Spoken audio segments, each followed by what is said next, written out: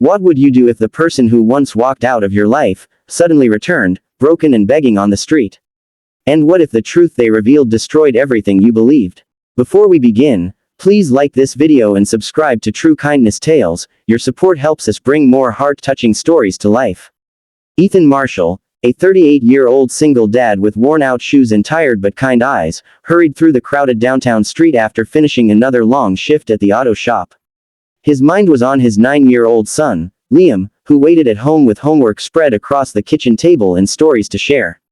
Life had become heavier after Ethan's ex-wife, Claire, left 5 years ago during her emotional struggles, saying she needed freedom and had no space for responsibility, not for marriage, not for motherhood. Ethan had raised Liam alone ever since, choosing love over bitterness, though some nights he still wondered why she had disappeared so completely. But today, as he crossed a street corner filled with commuters and street vendors, he heard a voice so fragile, so roughened by pain, that it froze him mid-step. "Please, anything helps." His breath caught in his throat. He turned, slowly, like the world was shifting under him, and there she was.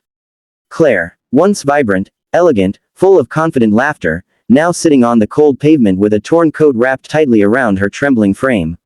Her hair, once silky brown, hung in tangled strands, and her cheeks were sunken, her eyes dull with exhaustion. A cardboard sign rested beside her, its handwriting shaky, "Homeless. Hungry. Please help." Ethan felt the air leave his lungs. For a moment, he couldn't move, not out of anger, not out of pain, but out of a heartbreak he thought he had buried. Claire finally lifted her head, and when her eyes met his, she gasped sharply, covering her mouth with trembling fingers. Ethan. The name escaped like a ghost from a past life. People walked around them, uninterested, unaware of the storm unfolding between two lives that once shared a home. Ethan approached slowly, his voice barely steady. "Claire, how did you end up here?" She tried to speak, but tears rushed before words, her shoulders shaking as her broken pride crumbled. Ethan knelt in front of her, ignoring the stares, ignoring his confusion, his hurt. He removed his jacket and draped it over her shoulders, the same way he used to when rain caught them during their early dates. She whispered, "I didn't know where else to go." Ethan swallowed, not knowing whether it was anger or pity or the ghost of love tightening his chest. He helped her stand, supporting her as she wavered on her feet. "You're coming with me," he said quietly. "You can't stay out here." As he guided her toward his car, she cried softly, repeating, "I'm sorry, I'm so sorry," but Ethan's mind raced with questions he didn't dare ask yet. That night, bringing her home would become the first step toward unraveling answers he never imagined existed, answers that would turn his entire world upside down. When Ethan guided Claire into his small but warm apartment, Liam peeked from behind the hallway wall, his curious eyes widening as he recognized the woman he had not seen since he was 4.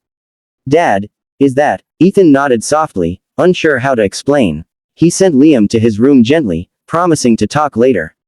Claire sat on the couch, shivering even though she was wrapped in Ethan's jacket. She stared at the family photos on the wall, pictures of Ethan and Liam at school events, hiking trips, birthday cakes.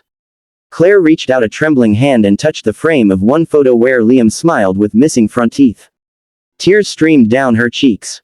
"He grew up so much, and I wasn't there." Ethan crossed his arms, holding himself together. "You chose not to be." The words came before he could soften them.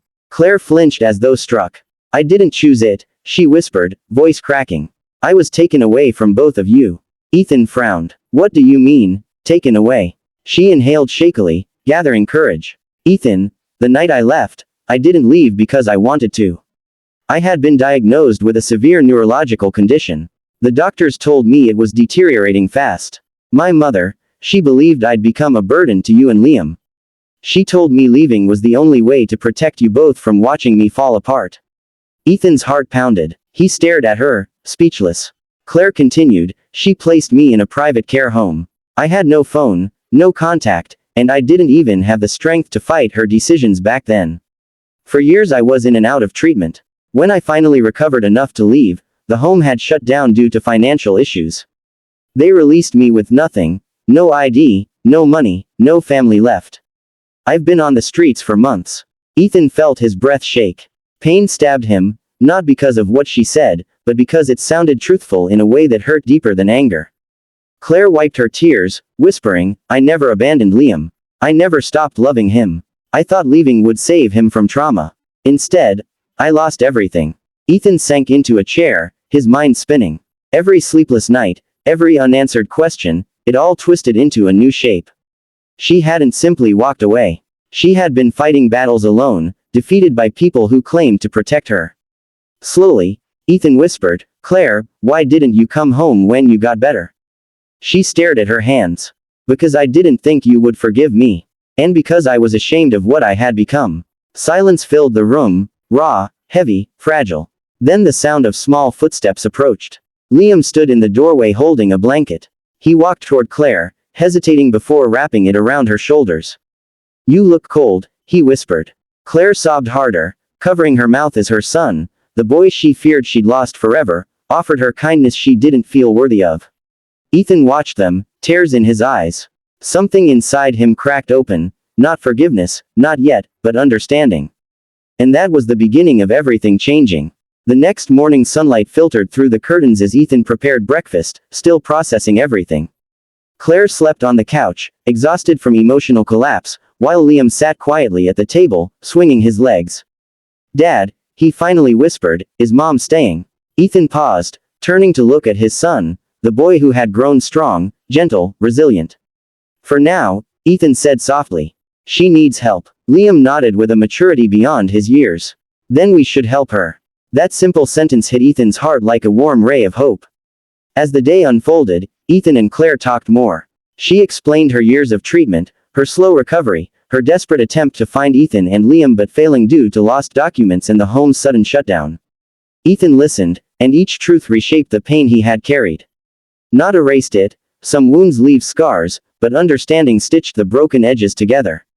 Claire looked at him with cautious hope. "I don't expect you to take me back. I don't expect to be part of your life again. I don't want Liam to think I abandoned him." Ethan exhaled deeply. "We'll take this one day at a time. What matters most is Liam." Claire nodded, relief softening her features. Over the next weeks Ethan helped her get medical checkups, reinstated documents, and found temporary shelters. She worked hard, cleaning jobs, volunteering at support centers, trying to rebuild with quiet determination. Liam visited her often, asking questions about her past, learning slowly that sometimes adults make mistakes not out of selfishness but out of fear and pain. One evening, while Ethan picked up Liam from Claire's community shelter, Claire approached him nervously. "Ethan, there's something else." She handed him an envelope she had kept hidden.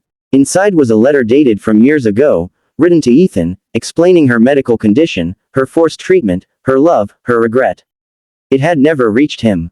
Ethan felt tears rise as he read her trembling handwriting. "I wanted you to know," she whispered.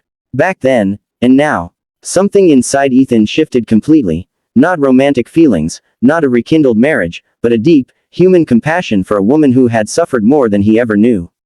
"Claire," he said gently, "you're not alone anymore." She broke down in grateful tears. Months later, Claire had a small apartment through a rehabilitation program, a part-time job, and regular visits with Liam. Their relationship grew slowly, fragile but hopeful. Ethan watched from a distance, his heart healing in unexpected ways. One afternoon, as the three of them sat at a park bench, Liam between them, laughing about something silly, Ethan realized that life doesn't always restore things the way you want. Sometimes it rebuilds them into something wiser, softer, more honest. As the story ends, the narrator says, "Before you go, make sure you like this video and subscribe to True Kindness Tales for more emotional stories that remind us of the power of compassion, forgiveness, and second chances."